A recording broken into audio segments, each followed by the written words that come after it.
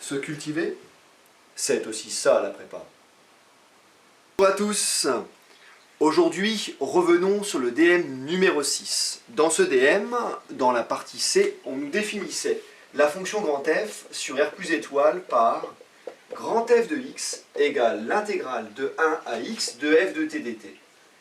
Où la fonction petit f était la fonction définie pour t appartenant à R plus étoile associée le quotient ln de t sur 1 plus t au carré.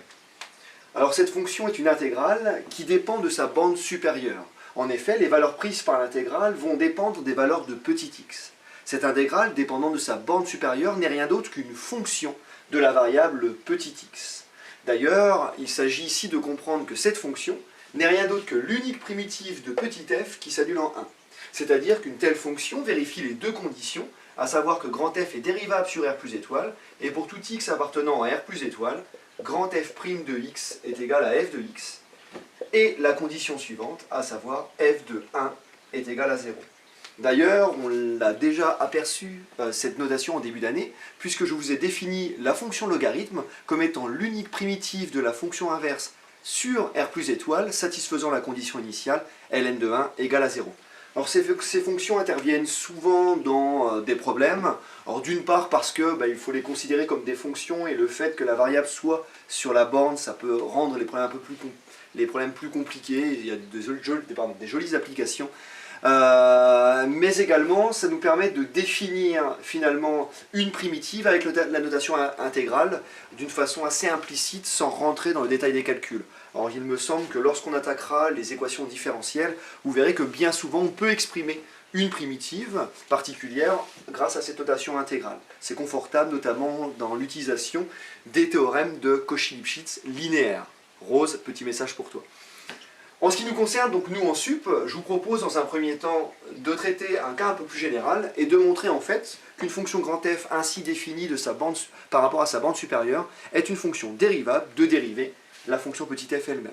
Donc plus généralement, considérons ici une fonction petit f continue sur un intervalle grand I à valeur dans R, fixons a appartenant à I et montrons que la fonction grand f qui a x appartenant à I associe l'intégrale de a à x de f de t dt est dérivable et de dériver petit f est dérivable sur I de sorte que grand f' soit égal à petit f. Alors pour démontrer une telle notion de dérivabilité, je vais revenir à la définition de la dérivabilité et revenir donc à la limite du taux d'accroissement. Si je dois montrer que grand f est dérivable sur grand I, on va fixer dans un premier temps x0, un point quelconque de grand I, et je veux montrer que le taux d'accroissement en x0 associé à la fonction grand f tend vers f de x0 quand x tend vers x0.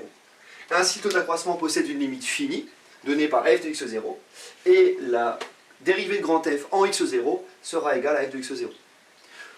Le taux d'accroissement, si je veux montrer qu'il tend vers f de x0, je ne vais pas me contenter de travailler sur le taux d'accroissement, mais sur travailler sur la différence entre le taux d'accroissement et petit f. C'est-à-dire que ici, si je regarde le taux d'accroissement pour tout x appartenant à I privé de x0, eh bien le taux d'accroissement en x0 est donné par grand f de x moins grand f de x0, le tout sur x moins x0. Et ainsi, si je regarde en valeur absolue la distance entre ce taux d'accroissement en x0 et la valeur de la limite ici, f de x0, eh bien on obtient, en revenant à la définition de grand f, l'intégrale de a à x0 de petit f de t dt, moins l'intégrale de a à x0 ici, c'est grand f de x, de a x0 de f de t dt, le tout sur x moins x0, moins f de x0. Alors pour contrôler cette distance, on va essayer de rapprocher les objets, à l'instar de ce qu'on a fait dans la démonstration de la convergence des sommes de Riemann. On va essayer de rassembler les objets sous une même forme pour pouvoir les regrouper et chercher à contrôler l'écart. C'est-à-dire que si je mets les mains dedans, l'intégrale de ax moins l'intégrale de ax0, en traitant l'opposé de l'intégrale comme l'intégrale de x0 à petit a ici, avec la relation de Chasles, je peux me ramener alors à l'intégrale donc de a à x plus l'intégrale de x0 à a, c'est-à-dire l'intégrale de x0 à x de f de t dt. En mettant au même dénominateur, j'obtiens moins x moins x0 f de x0, le tout sur x moins x0. Mais l'astuce consiste à dire que f de x0 étant une constante, le produit x moins x0 fois f de x0, ce n'est rien d'autre que l'intégrale de cette constante entre les bornes x0 et x. C'est-à-dire qu'on obtient ici l'intégrale de x0 à f de t dt moins l'intégrale de x0 à x de la constante f de x0 par rapport à la variable t. Le tout sur x moins x0. La linéarité latégrale me permet alors de contrôler la distance ici et de le voir comme l'intégrale de x0 à x de f de t moins f de x0 dt, le tout sur x moins x0. Si dans un premier temps on travaille avec x supérieur ou égal à x0, on va pouvoir majorer la valeur absolue de l'intégrale par l'intégrale de la valeur absolue. Bien entendu, si x est plus petit que x0, on va donc majorer par l'intégrale de la valeur absolue en retournant les bornes. C'est-à-dire que la distance ici entre le taux d'accroissement et sa limite supposée, tx0 moins x, et ceci pour x strictement plus grand que x0, t de x0, le taux d'accroissement moins sa limite, peut être majoré par l'intégrale de la valeur absolue de f de t moins f de x0 dt, le tout sur la valeur absolue de x moins x0.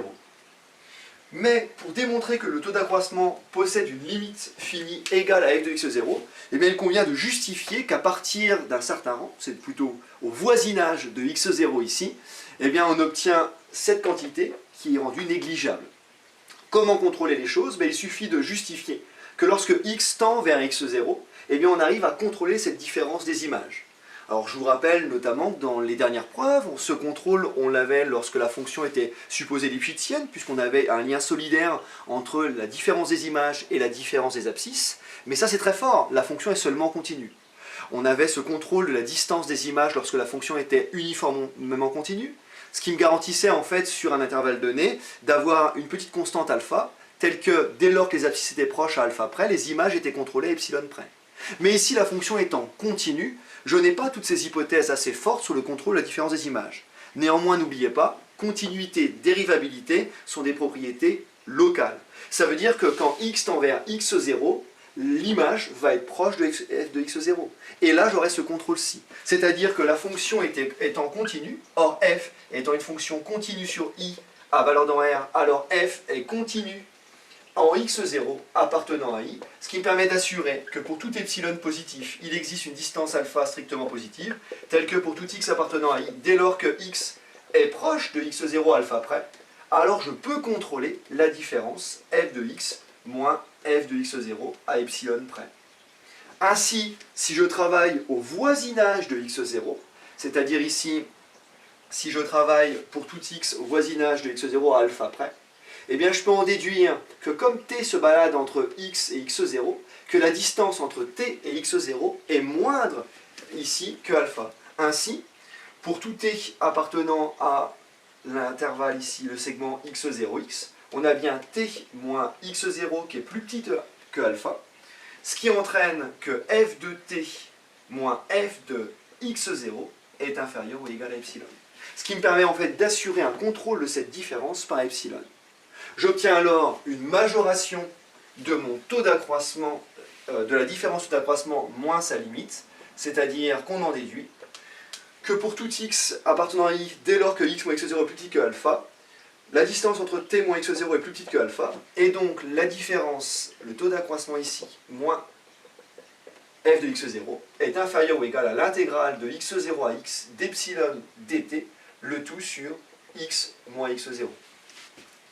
J'intègre une constante epsilon entre x0 et x, c'est-à-dire la différence des bornes fois epsilon. On obtient donc ici x moins x0 fois epsilon, le tout sur la distance x moins x0. Mais dans ce premier cas, je travaillais avec x supérieur ou égal à strictement plus grand que x0.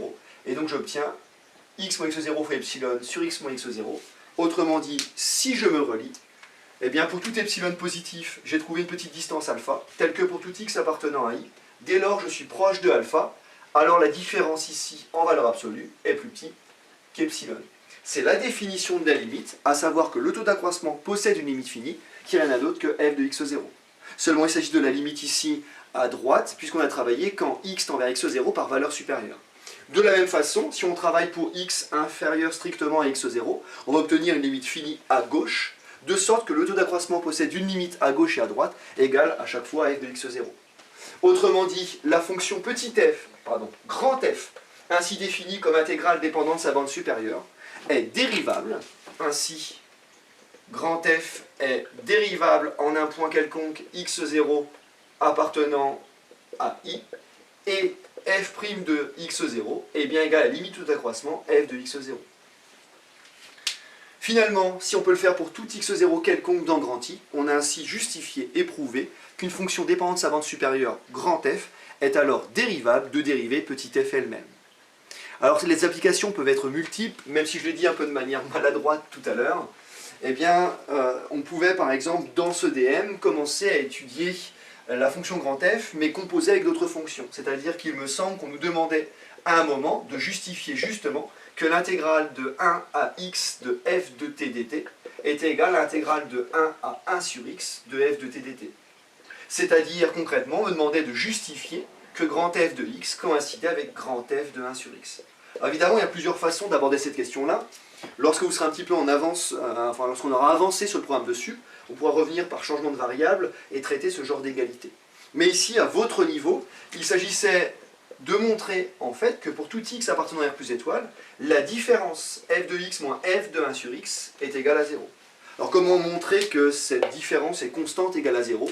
Eh bien en traitant l'expression ici comme une expression h de x, on va essayer de montrer que cette fonction est constante égale à 0. Je vais la dériver, montrer que la dérivée est nulle, donc la fonction est constante, et en spécialisant x à une valeur particulière, j'obtiendrai la valeur de cette constante.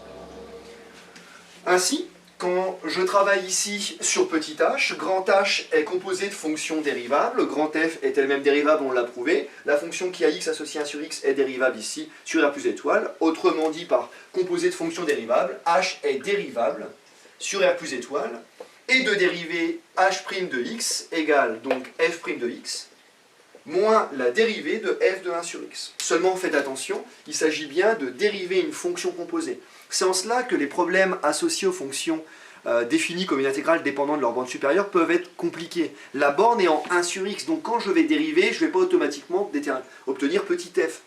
Je dois tenir compte que c'est composé avec la fonction inverse pour obtenir la dérivée. C'est-à-dire que quand je dérive grand f de 1 sur x, j'obtiens bien sûr f' de 1 sur x multiplié par l'expression dérivée de 1 sur x, à savoir moins 1 sur x carré. Or, dans mon problème, je vous rappelle que grand f' de x n'est rien d'autre que petit f de x, moins f de 1 sur x, multiplié ici par moins 1 sur x carré. C'est-à-dire qu'en revenant à l'expression de petit f du DM numéro 5, on obtenait ln de x sur 1 plus x au carré, moins ln de 1 sur x, le tout sur 1 plus 1 sur x, pardonnez-moi, au carré, en évaluant ici en 1 sur x, multiplié par moins 1 sur x carré. Or ici, puisque ln de 1 sur x est égal à moins ln de x, j'obtiens ici ln de x sur 1 plus x au carré, plus ln de x, le tout sur 1 plus 1 sur x carré, facteur de moins 1 sur x carré. Seulement en distribuant le x carré au dénominateur, en multipliant moins 1 au numérateur, j'obtiens alors le dénominateur commun x au carré plus 1 de part et d'autre, et donc en regroupant, j'obtiens ln de x moins ln de x sur 1 plus x au carré, à savoir 0. La dérivée associée à petit h étant nulle, j'en déduis ici, rappelez-vous, les caractérisations de la monotonie pour les fonctions dérivables. La dérivée nulle entraîne ici que pour tout x appartenant à R plus étoile, eh bien h de x est égal à une constante c, c étant fixée dans R. Si de plus, je prends une valeur particulière de petit x, par exemple avec x est égal à 1, j'obtiens alors que h de 1 est égal à c, ce qui équivaut ici à dire, en prenant la définition de ma fonction différence, à f de 1 moins f de 1 sur 1 qui est égal à c, à savoir f de 1 moins f de 1 égale à 0, c'est-à-dire que c est égal à 0.